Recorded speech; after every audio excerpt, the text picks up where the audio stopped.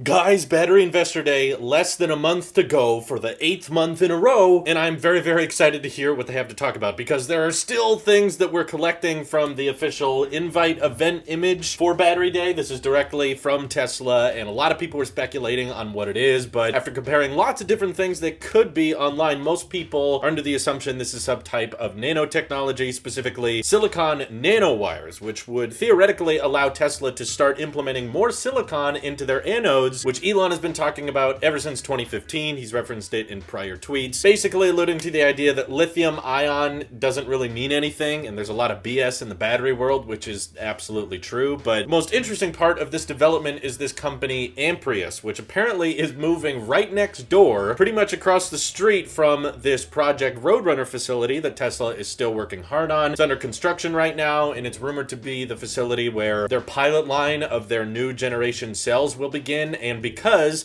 Amprius seems to be moving right next door, and this company has specialized in silicon nanowires and talked about lots of commercial use cases and being able to scale their batteries. They talk a lot about on their website how through the science of silicon, they're able to achieve much better energy density per kilogram than most battery materials out there. But of course, the reason most companies haven't gone through with silicon anodes is because it expands a lot and it can fracture when being used and outputting energy. But silicon nanowires are reportedly able to prevent this and help the silicon stay intact and not fracture, which, believe it or not, yeah, Elon kind of left some hints to with the Nirvana tweet song, which may be a little bit of a stretch, but it does kind of make sense because there's several lyrics in the song that refer to not cracking and not fracturing, so it's totally something Elon would do, and I love the genius of it. I love the sneak peeks we're getting here, but what's really, really interesting is that someone went on this long thread about what Tesla is planning with Amprius and energy density and how it's getting better, and Elon responded to this thread suggesting that 400 watt hours per kilogram would be possible in the next 3 to 4 years and not just in a lab, actual mass production of that battery. So obviously, I think we're going to be hearing a lot more about that on Battery Day, but this is great news because obviously the more energy density you have, the smaller you're able to make battery packs, the more efficient you can make electric cars, and a great YouTube channel called The Limiting Factor commented on this, suggesting that it's likely going to be a long roadmap of upgrades Tesla's going to be making to their own batteries over time that will eventually allow them to hit that 400 watt hours per kilogram, which is where the math could start making sense for electric cars to start matching or exceeding the range of gas cars and not be terribly expensive. Though it is worth mentioning that this first initial production of silicon nanowires is likely going to be quite pricey. The Limiting Factor even himself said on Twitter that it's probably going to cost 10% more than battery production costs today, so that's why this new production facility on Cato Road that's likely going to be specialized for lower volume vehicles, whether it be the Plaid Model S, perhaps the Tesla Roadster would be a great way to prototype this because of course the batteries will cost a little bit more, but the energy density on these batteries will be insane. And as Amprius talks about on their website, the cycle life of these batteries could end up being much, much better than we have today. It's also worth mentioning that in that tweet about hitting 400 watt hours per kilogram, Elon was referencing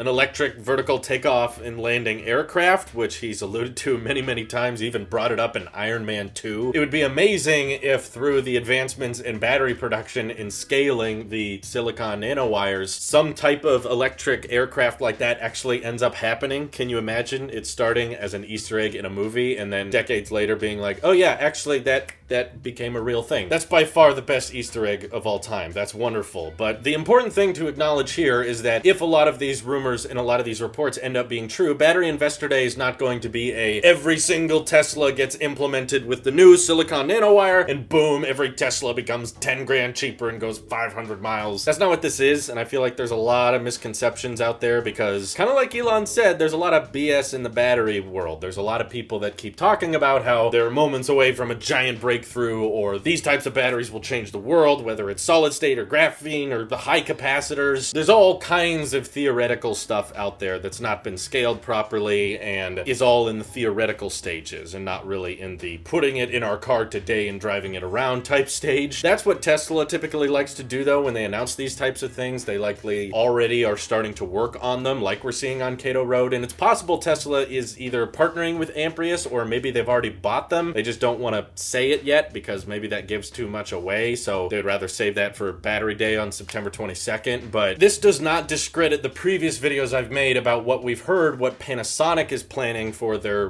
regular lithium batteries at Giga Nevada, which Tesla is actively looking to expand and add more assembly lines to. So kind of the takeaway I think we should all have going into Battery Day is that it's not necessarily just some alien technology Tesla pulled off a rock that's like, see, we have cracked the code with batteries, now they will be infinitely cheaper and work way, way better from this day on. No, it's not that simple. I think that the range of the Teslas we have today are probably going to be somewhat similar to the range of the Teslas we have after Battery Day, and it would likely take years and years and years before we start reaching the point where Tesla starts using complete silicon as anodes inside their batteries, but at the start, it's probably going to be in very small incremental amounts, and Tesla's going to want to work on how to mass produce it, how to scale production and do it in a cost-effective manner. And in the long term, of course, that can result in batteries that can last a lot longer, the range can get a lot better, the energy density can be better, everything will be improved in time. I just think we should expect it to be a lot more of a spectrum that Tesla's going to be rolling out over the next few years, not necessarily something that's like, well, buy a Tesla now because we've just refreshed them and now everything's working great and every old Tesla now sucks. I think it's very possible they've already started using silicon in their more recent generation batteries or prototype phases and that kind of thing. So that's currently what we know from the image Tesla gave us, and of course Amprius setting up across the street from them. It seems like an awfully big coincidence considering the CEO of Amprius drives a Tesla and has on the record said that he's leasing his Model S because he wants to get his technology in the next one. So there's definitely some type of collaborative work going on there. It'd be kind of hard to not acknowledge that. So I, for one, am absolutely pumped to see what's in store for Battery Day and figuring out that these nanowires and improving energy density is going to be possible, and perhaps electric planes will start to make sense within the next decade is amazing. Let me know what you guys are most excited for as well. Thank you all for watching. Hope you have an excellent day.